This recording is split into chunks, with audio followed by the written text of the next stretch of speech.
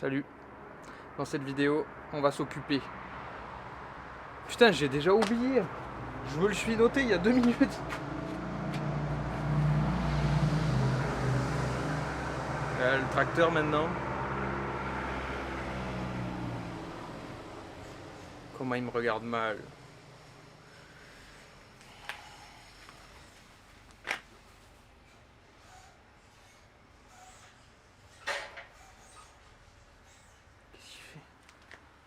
Dans cette vidéo, on va s'occuper du piping de suralimentation. Parce que jusqu'à maintenant, on était en atmo dedans. Donc le but, c'est quand même d'y souffler dedans avec le turbo. On va installer la dump valve.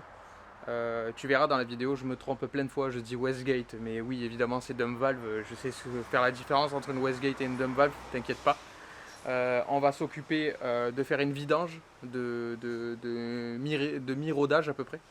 On va réinstaller la direction assistée, on va réinstaller les sièges, on va changer les poignées de porte et puis tout un tas de trucs pour la rendre présentable pour le contrôle technique, parce qu'il va falloir que j'aille la repasser au contrôle technique et puis aussi pour avancer. Donc pas dans cette vidéo mais dans la prochaine, ce sera le passage au banc. Donc ce sera la finalisation de la carto en full boost. Il faudra qu'on installe la Mac valve et tout ça, mais ce sera dans un prochain épisode. Donc tu vas aussi voir une partie du rodage qui s'est plutôt bien passé avec des hauts et des bas, tu verras. Et voilà, et on se retrouve en fin de vidéo pour la conclusion.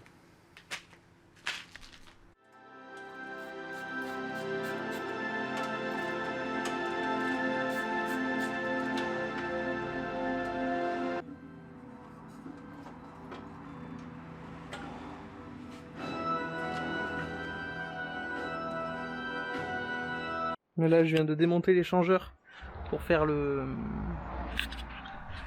pour terminer le piping de sural jusqu'au turbo. Et je viens de voir ça.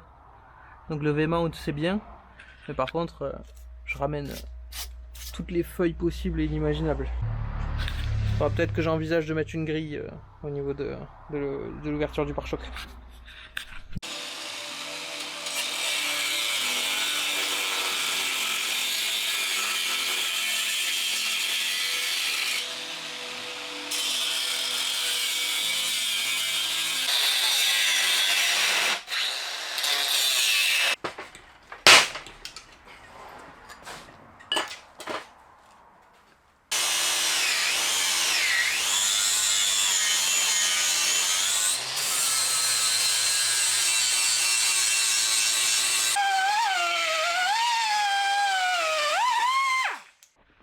Voilà, donc j'ai démonté et remonté plusieurs fois. Donc j'ai usiné vachement l'échangeur sur cette partie là pour pouvoir faire descendre encore plus bas le coude. Et maintenant j'arrive en y mettant un tout petit peu d'angle à l'aligner au turbo. Donc ce que je vais faire, c'est que je vais faire une marque ici. Je vais rayer, enfin je vais faire un trait en gros avec le pointeau. Et puis après je vais faire un cordon tout autour là. Et on aura juste à mettre un petit manchon là, et c'est terminé. Je mettrai même un petit manchon amorti, je crois, mais voilà. Il n'y a plus que ça à faire, et après il faudra qu'on perce ici pour faire sortir la Westgate aussi.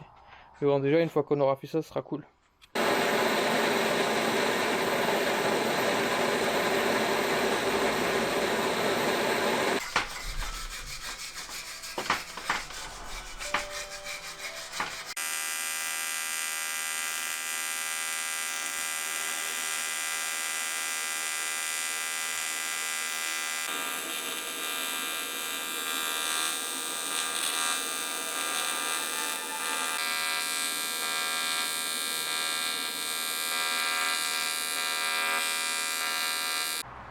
Voilà, l'échangeur est en place, c'est étanche. Donc pour le circuit de sural, il nous reste à percer ici, souder un tube pour venir y caler la dump valve, pardon. Souder un tube là pour venir caler la dump valve et on sera bon sur le circuit de sural. Après je redémonterai tout et je ferai une peinture complète de finition pour que ce soit plus propre. Pareil, là au niveau du radiateur, j'ai rajouté une pâte de fixation en aluminium. C'est pareil, je ferai une peinture et tout ça. Mais voilà, c'est la plus grosse modif, c'était au niveau de l'échangeur là. et c'est fait.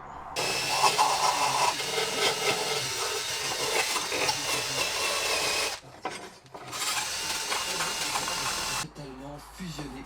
C'était très exactement ce qu'avait découvert le préfet de Fer à son époque, ou plutôt le préfet Sanglant. Une analyse un peu plus globale. Alors la première information sur laquelle j'ai voulu ouvrir l'historique, on a Poutine qui a dragué tous les anciens pays de la France-Afrique.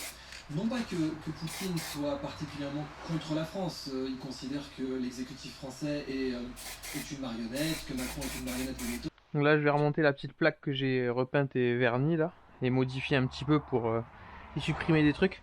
Parce que là j'ai les relais qui traînent comme ça à l'envers là, et ça se remplit d'eau quand il pleut un peu ou quoi, et c'est pas ouf quoi. Enfin, faut pas que ça pende comme ça fait pourri. Donc là j'ai retrouvé la plaque dans le tas de bordel que j'ai eu avec la voiture. J'ai dû deviner que c'était ça. Mais hop, ça se met ici. Je l'ai modifié parce qu'il y avait un petit retour là que j'ai pas besoin, donc je crois pas. J'espère. On verra. Hop. Je pense que ça va faire plus propre. Tout qui traîne là en bas. Voilà. Tac. Ensuite, je pense que ça va.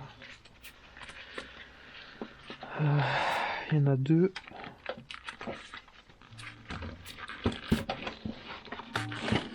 Peut-être être relou à mettre par contre. Bon, ça va.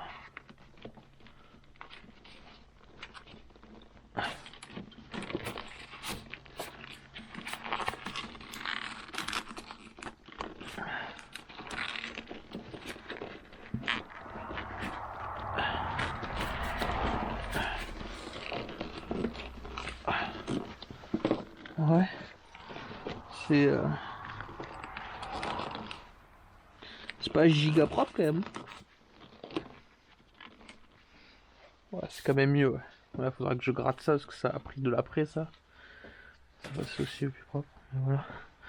Après il me restera à faire une vraie équerre digne de ce nom parce que cette merde là, merci. Et aussi déporter ça là. Parce que ça là ça va pas du tout. Bon, déjà ça c'est pas mal. Et là je vais pouvoir fixer la Mac valve qui va venir réguler la pression du turbo. Je pourrais faire un système là fixé je sais pas où par là. Voilà. Un truc qui est un peu relou là, c'est ça là. J'ai bon déjà là il n'y a plus le poste radio ici parce que en ce moment voilà il y est plus, il y était pas, de toute façon je l'ai pas eu avec, enfin si j'ai eu un espèce de poste mais bon celui d'origine je l'ai pas, donc plus tard je vais mettre un double DIN ici. Faudra que je rachète une cage, que je mette une cage avec un double DIN et qui fonctionne en CAN bus pour le relier à l'écu et avoir toutes sortes de retours d'infos en direct et que je puisse piloter un peu la carto via le poste radio double DIN, donc il y aura un grand écran là. Voilà, que ça fasse un peu intégré. Mais là pour le coup voilà, en attendant, bon là il y a l'espèce de turbo timer là qui me gonfle d'ailleurs, que je vais dégager. Il y a les deux sons de EGT que je viens de faire passer du coup qui sont là. Mais il y a aussi voilà, du câble, il y a le coupe-circuit, alors bref, c'est un peu le bordel tout ça là. Et comme j'ai besoin de mettre mes afficheurs EGT pour connaître les températures indépendantes de chaque rotor pour pouvoir régler les avances à l'allumage et surtout regarder que tout se passe bien, parce que l'AFR ça me suffit pas sur cette voiture, j'ai trop peur. Donc voilà, je vais faire un panneau en impression 3D qui fait un truc double DIN quoi, pour venir intégrer mes deux afficheurs et le coupe-circuit. Voilà, que ça fasse plus propre, que ça fasse plus propre. Donc on va prendre les mesures. Qu'est-ce qu'il faut savoir, c'est la largeur 190 par 120. Ok. Donc faut que je me fasse une plaque en 190 par 120. Ok. Et donc du coup, il me faut aussi le diamètre. Il me faut le diamètre de ça. Ok. Ok. Ok. Bon, ben je modélise le machin là et puis on essaye. petite modélisation de la pièce qui va remplacer l'autoradio et qui va venir accueillir les afficheurs, des sondes de température d'échappement. Et hop, c'est parti. À dans 3 heures.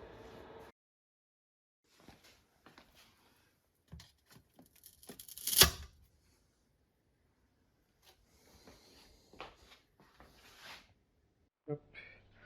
Donc là, je clipse les écrans sur la plaque.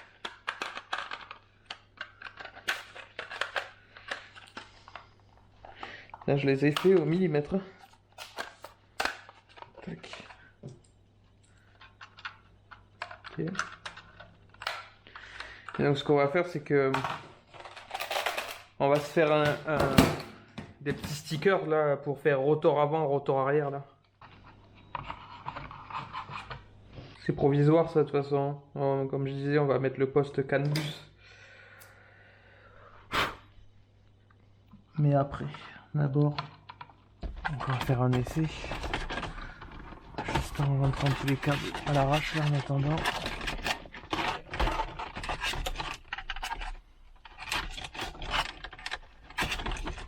Ok. Donc ça rentre là normalement, si j'ai bien mesuré. Ouais, c'est bon. Et ça vient se clipser. Ah ouais, yes. Ok. Ok, pas mal.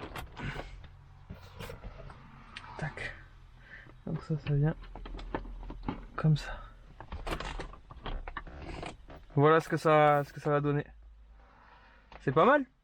Donc là, faut que je fasse les petits trous pour mettre les vis pour tenir le bloc que je puisse tourner quoi. Et puis que je raccorde évidemment les sons de GT, mais on est bien. Bon voilà, donc ça c'est la fibre, hein, mais le fil est bien à l'intérieur là. Normalement tout est bon normalement. J'ai tout verrouillé, tout isolé. Là il y a de la gaine thermo. Voilà. On va voir si ça s'allume.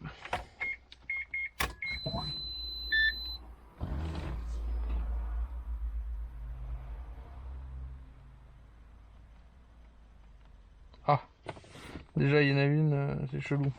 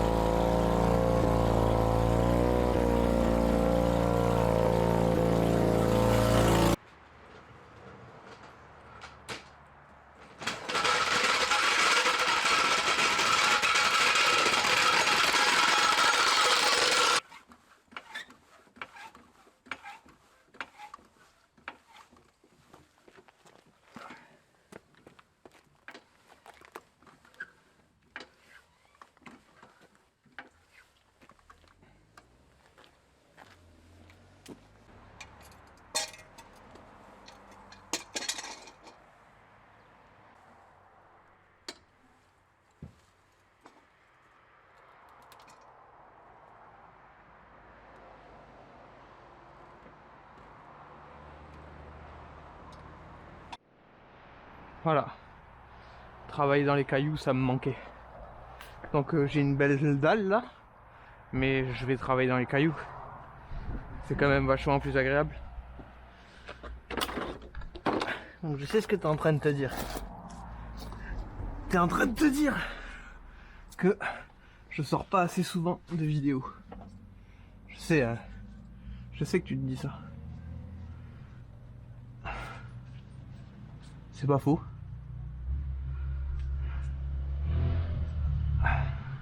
Disons que c'est pas totalement faux. Ah putain, il me faut une queue plate. Mais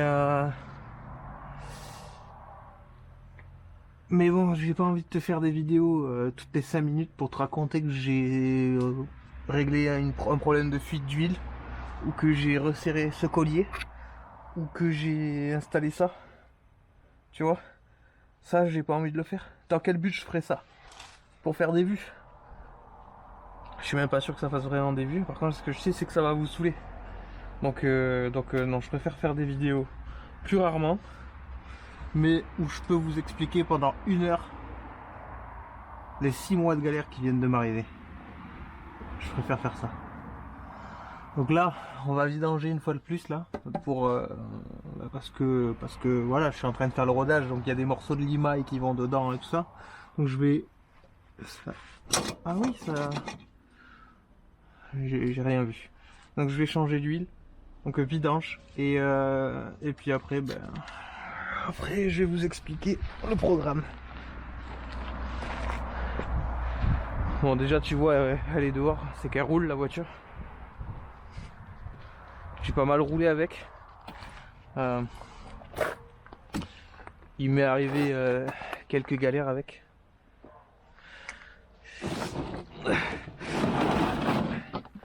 Notamment sur...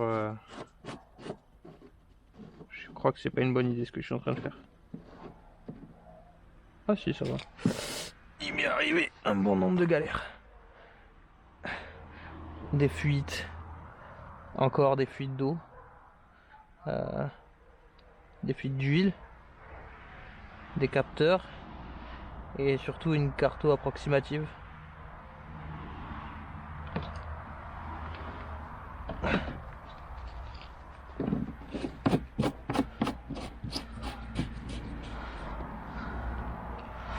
Putain. Le truc il est encore plein. Va falloir que je trouve un autre récipient. Dans cette vidéo, on va installer. Oh con. Oh là là là. Oh.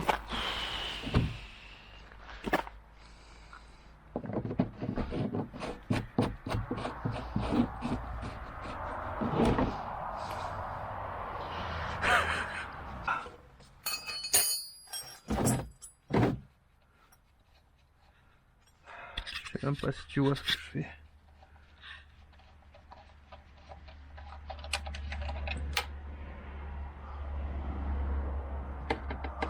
Putain, elle est pas belle l'huile.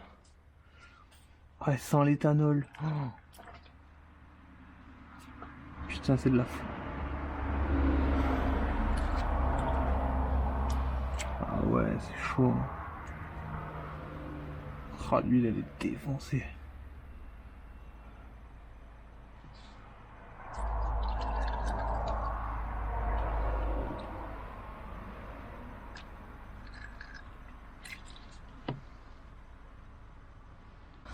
On m'avait prévenu, hein, Cloudrx là, bon, déjà c'est un truc de base que tout le monde sait plus ou moins, mais Cloudrx me l'avait dit d'autres que sur les...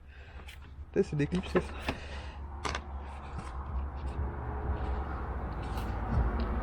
Que sur les rotatifs c'était encore pire. Que l'huile était vachement polluée par l'éthanol en très peu de kilomètres.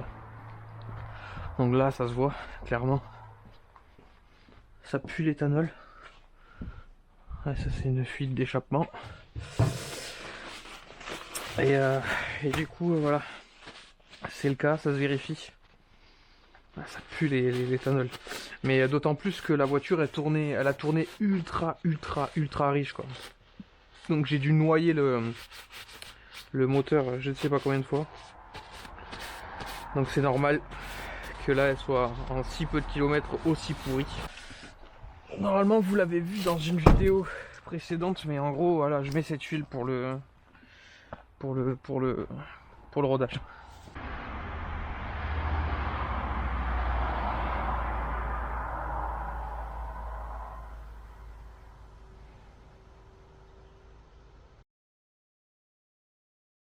Il a fallu que je braque ma propre caisse en démontant l'attache du capot parce que j'ai le câble là pour ouvrir le capot qui a pété.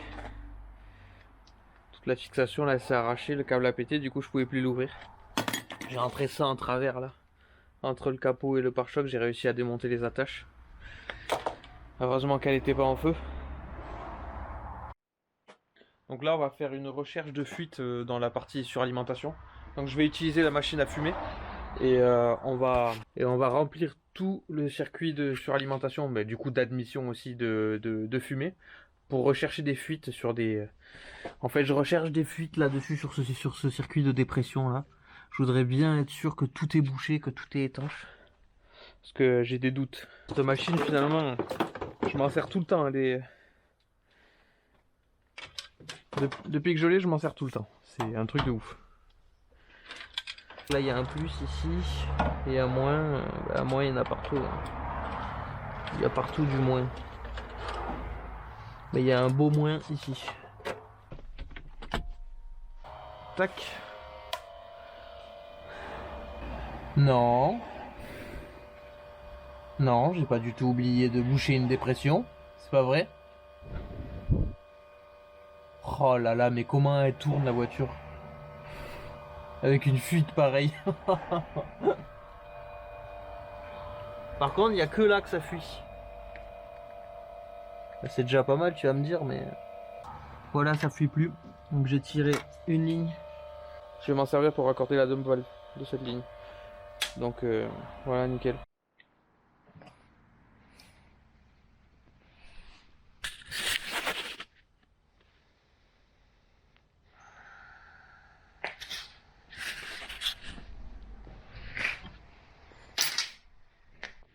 Bon là on a un truc à faire en priorité maintenant sur la RX-7. C'est qu'on a les deux phares qui marchent pas. Donc ni l'ouverture ni la lumière ne fonctionnent. C'était clairement pas une priorité, de toute façon je roule que 2 jours. Mais bon, ça serait quand même bien de les remonter. Mais ce qui se passe, c'est qu'avant, les anciens propriétaires avaient monté des trucs xénon là. Et du coup il me reste un morceau de faisceau, je sais pas trop, un peu tout pourri là, il va falloir que je reprenne. Dans l'idéal, j'aurais aimé virer les xénons et repasser sur des ampoules halogènes H4 classiques. Le souci, c'est que il me manque des morceaux de faisceau. Je vais démonter les phares là, à l'intérieur, voir ce qu'il y a comme connectique. Mais je pense qu'il me manque des morceaux de faisceau d'origine pour remettre des ampoules normales. Donc je vais aller au plus simple. Si c'est trop compliqué de remettre les ampoules normales pour l'instant, on va essayer de remettre en marche les xénons. Provisoirement, parce que de toute façon je vais les dégager ces trucs. Ça me fait chier d'avoir des boîtiers partout et tout. Mais voilà, on va démonter les phares, on regarde comment c'est et après on avise. Mais c'est possible qu'on soit obligé de remettre les xénons. Voilà. Jusqu'au Maroc en passant par la Somalie, parce que ça vous est arrivé. Ça arrivera à d'autres.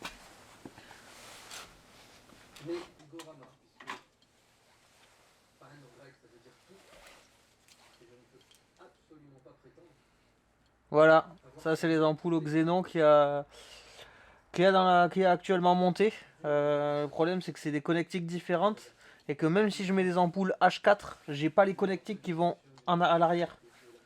Donc je sais pas encore comment je vais faire. Je réfléchis, je te reprends.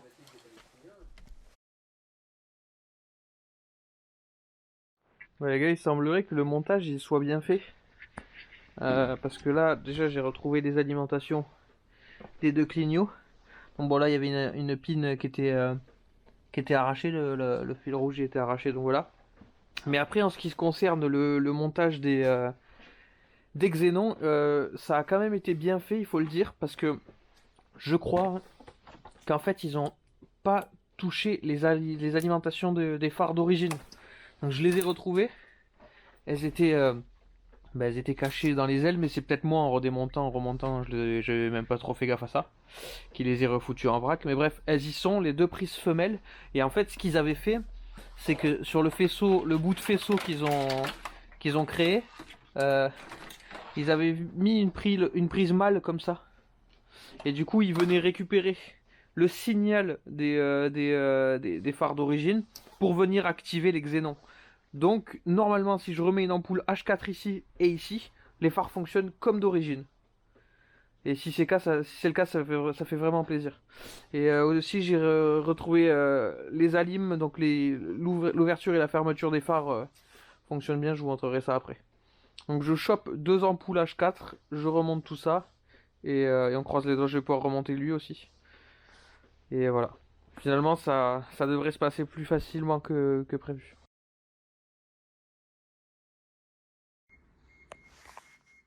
Bon, ben voilà. J'ai monté les ampoules. Bon, je vous ai pas filmé le montage des ampoules parce que vous savez monter des ampoules. Mais voilà, ça fonctionne. Tout fonctionne. Alors là, par contre, je vois qu'ici, j'ai une LED qui fonctionne. Et pas ici.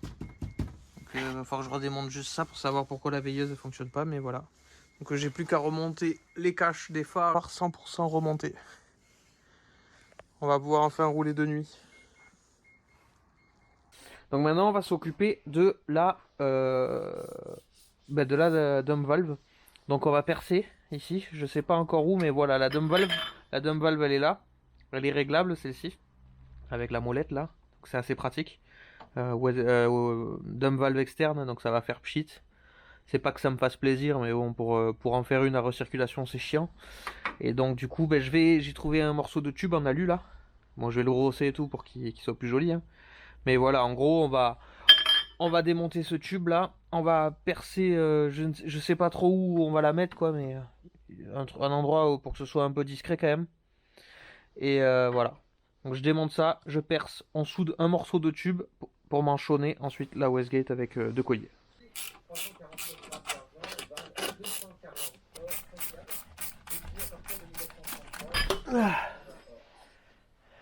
Pour éviter que ça...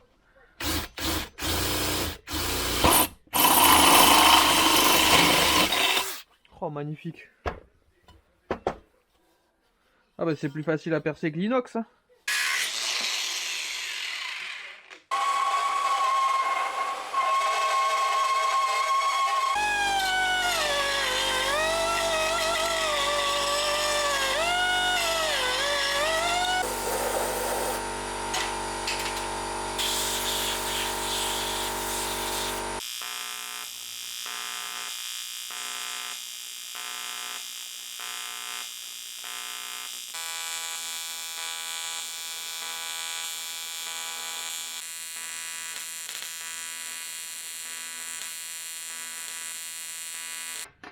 Voilà, c'est soudé. Donc je suis content. Enfin, je suis content, c'est une bonne chose de fait, quoi. Donc j'attends que ça refroidisse un peu, après je vais la brosser avec la brosse là-bas là, pour la nettoyer parce que ça fait des trucs un peu marrants là. Et puis après, on n'aura plus qu'à mettre on n'aura plus qu'à manchonner et mettre la Westgate de l'autre côté. Et puis raccorder la dépression que j'avais mis ici en attente là, de la Westgate sur la Westgate, quoi. Voilà, et on aura la Westgate fonctionnelle. Une bonne chose de faite aussi. Suffisamment souvent un mensonge, la majorité va le croire.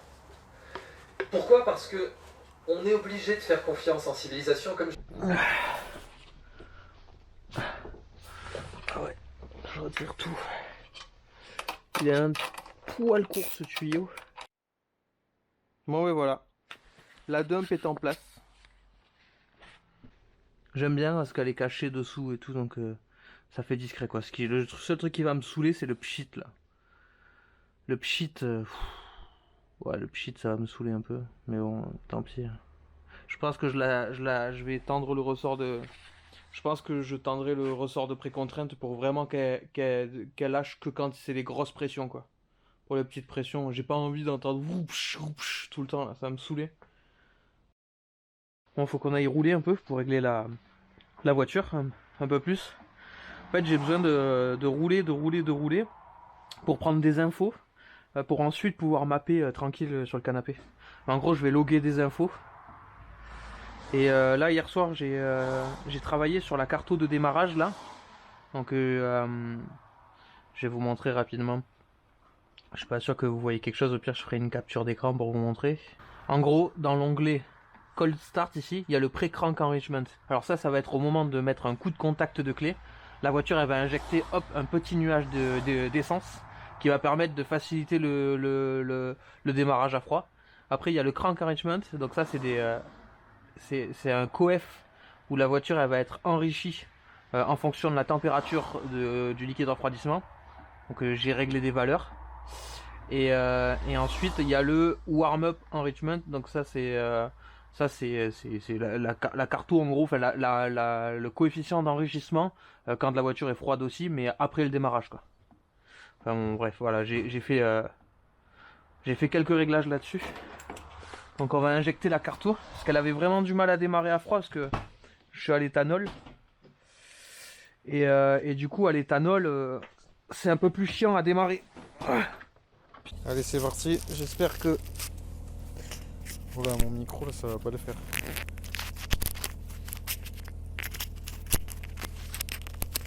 J'espère que vous allez bien m'entendre. Parce que... Ouais. C'est pas ouf. Le temps, c'est le pire temps. Il pleut. Il fait froid. Et je sais même pas si mes essuie-glaces ils marchent. Oh là là.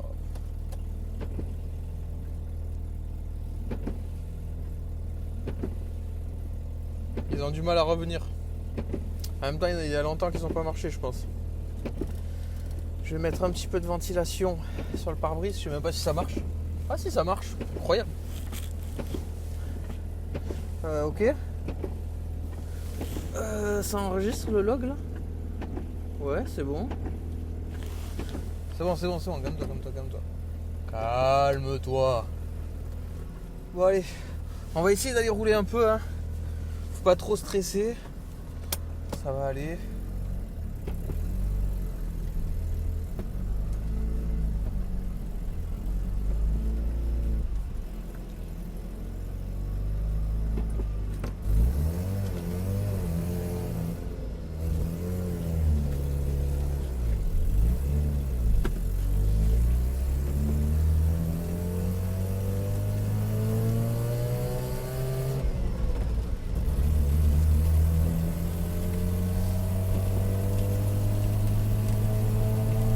C'est pauvre.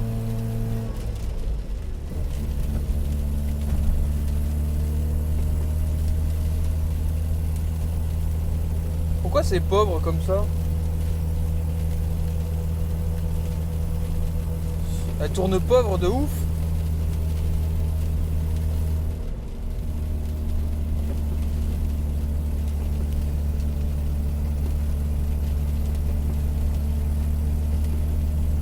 On va tourner. Faut qu'on aille voir pourquoi elle tourne pauvre comme ça.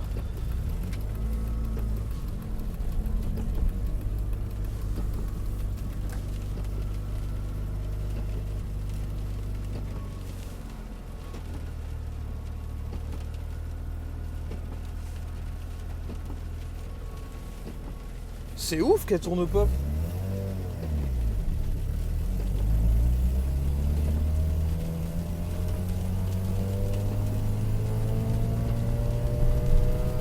C'est mieux. J'ai augmenté un peu le master fuel. En fait, le master fuel... Mais pourquoi je hurle? J'ai le micro. Le master fuel, c'est un coefficient en millisecondes qui se règle. Et en gros, ça règle l'échelle de la carte au complète. C'est-à-dire que si t'es pauvre partout, par exemple, tu peux augmenter ce coefficient pour enrichir sur toute la plage, quoi. Je sais pas si c'est très clair, mais...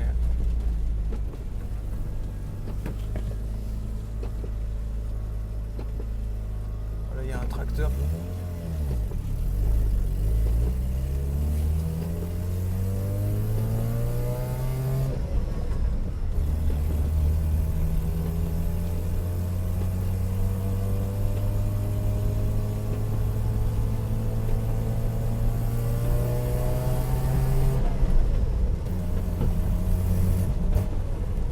Ah, c'est pauvre, hein. C'est encore pauvre sur toute la plage, c'est bizarre ça. Elle était riche.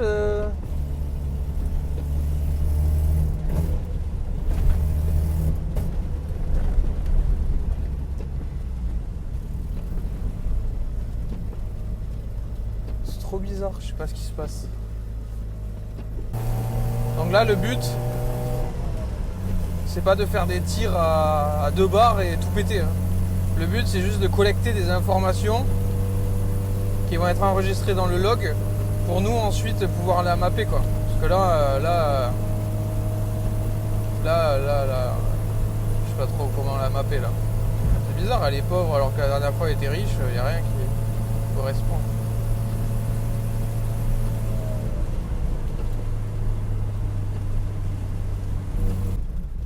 Donc je vais enrichir la table de façon un peu brutale quoi. Là je vais faire plus 10%. Et là je vais faire plus 20 carrément. C'est vraiment, je fais des trucs de bourrin là pour l'instant. Genre moi des plus 10% d'un coup. Parce que ce que je veux faire en fait, c'est trouver une plage de fonctionnement riche pour l'instant. Histoire de rien casser quoi.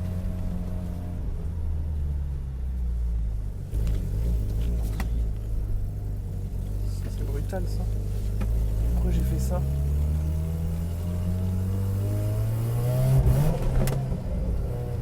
Putain mais...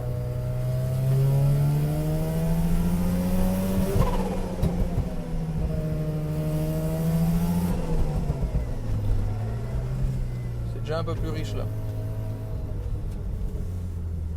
Parce que le but c'est surtout qu'il y ait du jus quoi.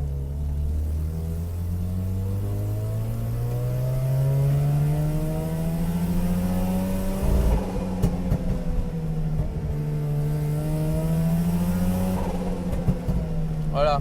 Là, quand je commence à charger, elle se met à 11 d'AFR. Donc, faut savoir qu'un rotatif et un moteur à piston conventionnel, c'est pas tout à fait pareil. Donc, du coup, faut surtout pas se mapper ça comme un moteur à piston conventionnel. Hein. C'est pas... Ça doit tourner beaucoup plus riche un rotatif. Putain, il va falloir que je remette la courroie de DA parce que c'est insupportable. Putain, il y avait un fossé.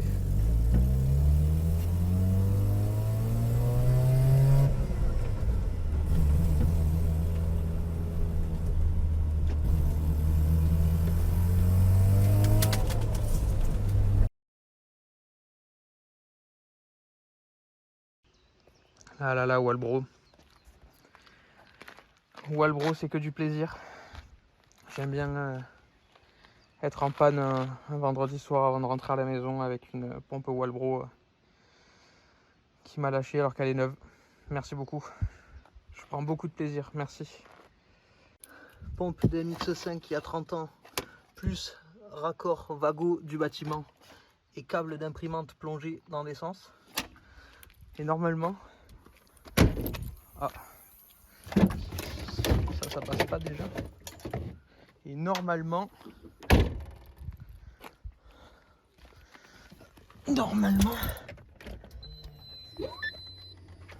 la gloire sera présente. J'espère. Allez.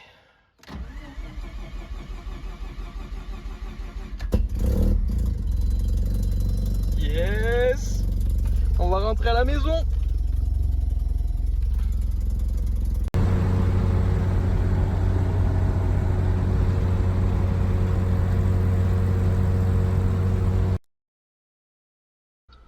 Bon, je suis un peu stressé là parce que on va faire un des plus gros trajets. En fait, j'ai pas mal roulé avec la voiture jusqu'à maintenant, mais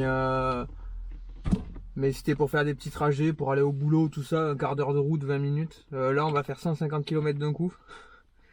Donc, je suis un peu stressé parce que voilà, hein, si tu tombes en panne à 150 km de la maison, c'est pas pareil que quand tu tombes en panne à 10 km quoi. Donc bon, mais j'espère que tout va bien se passer, hein. Après il n'y a pas de raison.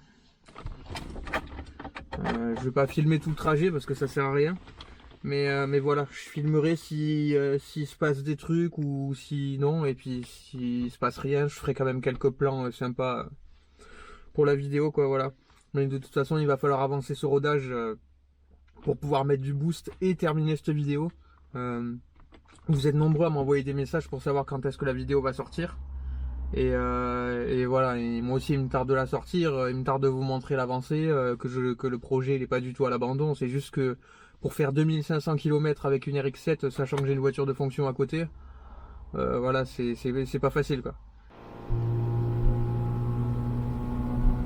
Bon, on est à mi-chemin. Pour l'instant, ça se passe bien.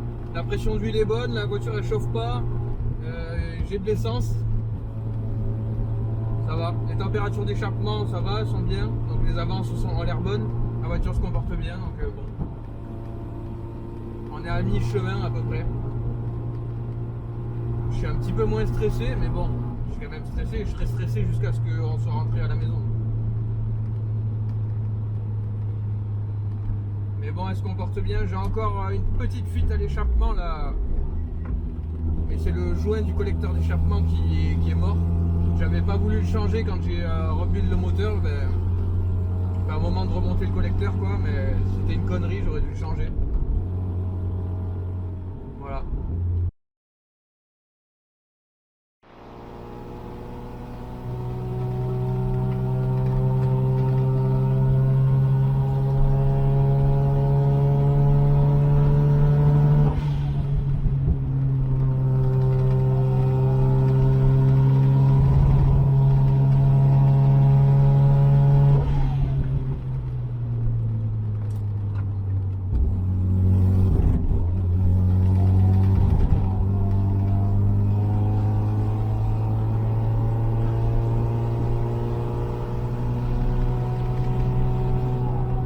Bon, on est à la moitié du rodage là, mais j'en ai marre là, il n'y a pas la direction assistée parce que j'avais jamais pris le temps de la remonter, par peur qu'il y ait des fuites et surtout c'était un travail très conséquent de remettre la direction assistée. Parce que ça consiste à prendre cette courroie et la mettre sur cette poulie.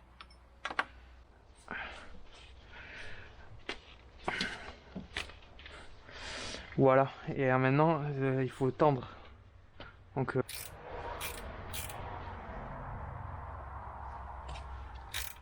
ouais, c'est bon. On verra s'il faut la retendre. Bon, par contre, j'espère qu'il va pas y avoir de fuite parce que ça serait très chiant. Oh, normalement, tous les raccords étaient serrés, il devrait pas y avoir de fuite. Ça, on va voir, on va faire doucement. Enfin, doucement. On va regarder en même temps. On va démarrer l'auto, mais on va regarder de suite s'il y a des fuites ou des bruits suspects. Oula. Oh non! Comme d'hab avec moi, il y a besoin de ça.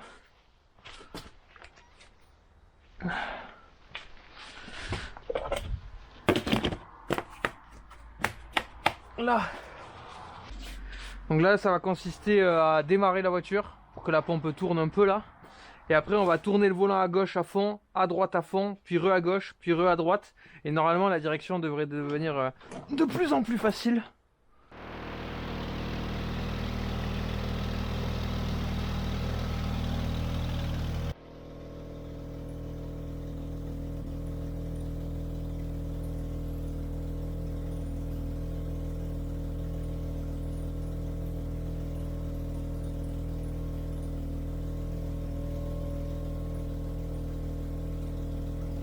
Ça va me changer la vie. Hein. Je sais pas pourquoi j'ai attendu tout ce temps pour faire ça. Hein. Je suis vraiment débile. Je sais pas si tu te souviens au début de la vidéo, mais j'avais pété la poignée là avec le froid ou je sais pas quoi, et l'usure. Du coup, j'ai plus de poignée sur la porte là. Et donc du coup, j'ai dû en commander. Donc tu te doutes bien que déjà c'est difficilement trouvable. Et en plus, quand tu les trouves, ces poignées en plastique de merde là, c'est d'occasion. Et si c'est pour acheter une poignée, la peau du cul, d'occasion et avoir les mêmes problèmes dans 3 mois, c'est pas la peine. Donc j'ai commandé, je sais plus où, non au Canada je crois, mais il y en avait en Australie aussi. Des Canada qui sont refaites sur mesure, enfin les mecs ils refont les poignées en aluminium du coup, donc cette fois-ci elle devrait pas casser. Et voilà, par contre ça coûte 200 €. 200 € c'est de petites merdes. Quoi. Donc c'est bien relou, mais bon, pas le choix, hein, tu veux faire comment? Donc là voilà, donc là je sais plus comment ça se monte, mais en gros voilà. Donc je vais démonter tout ce bordel là, et je te reprends une fois que c'est fait. et je t'explique parce que là je comprends rien. Voilà, ça se fait plutôt bien. Bon, il y a deux supports d'axe, l'axe à sortir, après il y a une espèce de manip, il faut sortir le ressort, là il est rentré un peu en travers, tout ça, mais bon, ça va. Ça se fait bien quoi. Après j'ai pas rajouté de graisse parce que bon, ça coulisse bien. Donc voilà, je vais en faire avoir une poignée. Je voulais faire celle-ci aussi là, tant que j'y suis, et passer les deux en ferraille, mais je pense que je vais pas le faire parce que celle-là elle est pas pétée, et voilà, je la garderai en stock. L'autre, de toute façon c'était un kit, donc d'acheter les deux, c'était quasiment le même prix que d'en acheter qu'une, donc je me suis dit je vais prendre les deux. Si un jour celle-là elle pète, bon ben je l'aurai en stock, mais voilà. Voilà, donc après rien de compliqué, faut remettre les câbles et tout, de toute façon je vais pas filmer parce que tu vas rien voir, mais faut remettre les câbles là-dedans, et remettre les vis, le reclipser, tout ça. Je te reprends une fois que c'est fait, au moment de faire un essai, voir si ça fonctionne. Bon, au final, c'est fini. Donc avant la porte, j'ai toujours galéré à ouvrir la porte passager, et là elle s'ouvre, mais nickel. Je pense que la poignée, elle devait être déjà pétée à l'intérieur, et c'est pour ça que je galérais. Et du coup, dans un excès de confiance, je me suis dit, bon ben allez, je fais l'autre côté là. Et comme ça, je monte celle en aluminium, je la monte, et celle en plastique, je la garde en stock plutôt que de faire l'inverse. Et en fait, voilà. En démontant, j'ai remarqué qu'elle était déjà bien abîmée aussi à l'intérieur. Donc tu finis de toute façon par les péter. Si tu veux la démonter et la garder qu'elle est vieille en plastique de 30 ans, laisse tomber, c'est impossible de la récupérer. Donc du coup, bon, ben, je mets celle en alu. Je la monte, et les poignées, on n'en parle plus. Bon voilà, c'est remonté. Nickel. Et donc là, je me suis attaqué, je suis super content. J'ai remonté toute la banquette arrière. J'ai remonté la planche. J'ai installé la batterie. Bon, il y a encore des traces de doigts et tout ça, il faut que j'y fasse un nettoyage, mais voilà. J'ai terminé, j'ai remonté tous les caches là, donc je suis vraiment content. Et en fait, je me suis occupé des trucs que j'avais jamais envie de faire, genre ça, jamais je prenais le temps de faire ça. J'ai jamais pris le temps de mettre ma batterie correctement à l'abri. Donc voilà, donc là j'ai conservé la roue de secours comme ça. J'ai tout d'origine. Et mon relais de pompe à essence, il y en a un qui m'avait fait un commentaire en me disant qu'il fallait que le fusible soit accessible. Donc c'est pareil, je l'ai délocalisé avec le souci que j'ai eu. Avec le souci que j'ai eu de la pompe à essence, j'en ai profité du coup pour refaire ça propre. Et donc voilà. Donc ça fait plaisir. Bon, là je vais mettre un coup de nettoyage maintenant. Mais bon, déjà ça fait beaucoup moins voiture chantier quoi. Et le but à terme, c'est que voilà, la voiture à l'intérieur, elle soit pas OEM, mais qu'elle soit clean quoi. Une 4 places. Oui. La RX-7 c'est une 4 places. Et je suis pas très grand. Bah, merci à tous d'avoir regardé la vidéo. N'oubliez pas de vous abonner sur la chaîne YouTube ou même sur le compte Instagram. Ça me donne du soutien et ça me motive aussi pour continuer. C'est pas toujours facile d'avoir la motivation. Déjà parce qu'il y a, comme j'avais dit dans la FAQ juste avant, il y a la vie professionnelle qui prend du temps, la vie perso avec. Mais bon, ça y est, ça commence à revenir. Et puis en plus, surtout à côté de ça, j'ai un gros projet d'agrandissement du garage. Je suis en train de faire une chape là, mais ça a commencé depuis un petit moment. Je ferai une vidéo sûrement pour vous en parler, vous expliquer la méthode et tout ce que j'ai dû mettre en place. Mais en gros voilà, je vous montre juste vite fait. Voilà, donc ça c'est la nouvelle chape que j'ai coulée il y a 3 semaines. Mais avant il a fallu monter des coffres à blocs, remplir de ferraille pour remonter un mur, parce qu'ici c'était 1,50 m plus bas avant. Donc voilà, il y a tout ça pour agrandir le garage, et puis pour venir mettre un pont. Le but c'est d'essayer de bosser sur un pont à l'avenir, que ce soit sur la RX-7 ou même sur les autres projets. Ne serait-ce que pour filmer, hein, rien que pour vous. Si je peux lever la voiture déjà pour filmer et vous montrer des trucs, genre là pour vous montrer les Westgate en dessous, les échappements ou quoi, c'est super compliqué quoi. Faut que je me glisse sous la voiture, on voit rien, il fait noir. Bon voilà, donc là l'agrandissement du garage est en cours, et puis le pont va bientôt être commandé et tout ça. Puis après il y a toute une partie aussi usinage que je veux mettre en place. Donc je vais investir dans du matériel, genre un tour, une fraiseuse, tout ça quoi. Donc toujours pour pousser un peu plus loin les projets. À savoir que tout est financé par moi-même, hein. J'ai pas de sponsor, déjà j'ai pas assez d'abonnés pour avoir des sponsors, mais bon voilà, c'est pour quand même recentrer le truc, c'est que ça prend du temps parce que je paye tout avec mes économies, mes sous. Donc ça prend du temps. Mais ça arrive, ça va arriver. On va bientôt être bien équipé. Merci et à la prochaine. Ciao.